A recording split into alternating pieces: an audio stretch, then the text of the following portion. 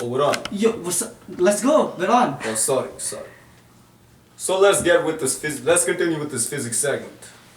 I'd like to talk about. There's a special guest. You'd like to say a few words about the Mr. Hill. Mr. Hill is a very cool guy. Please give me 90% average. Physics. Very important. Thank you very much for the beautiful thoughts. Now we'd like to continue with the segment, so please continue with your life. Alright, so let's start with the wanted scene.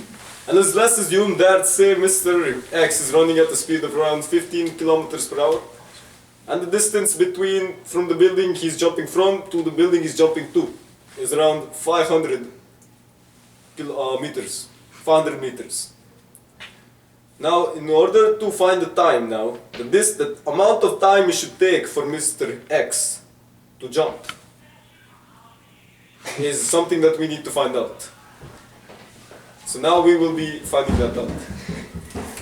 So we use one of the special equations that Mr. Hill taught us. And that is one of the 5 equations, and that is time equals 2 times the distance divided by the acceleration. And you square root that. And that's how you get the time, and we did this calculation and we get 11.15 seconds. Thank you. Now, using the time, we have to find out the place where Mr. X falls, where he's supposed to fall when he's running at this speed. So, this is what we do.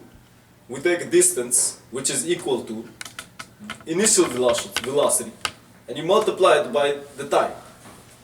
And we get 167.5 meters.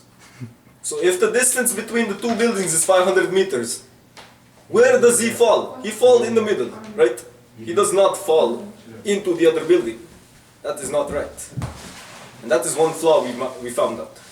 Now say if he's running at 15 kilometers per hour, and he hits the glass window with a force of, say, around 808.5 newtons. Mr. X, and we use that force to find out the force of gravity. I don't know what I'm saying. Just cut the last part, I'm done with it.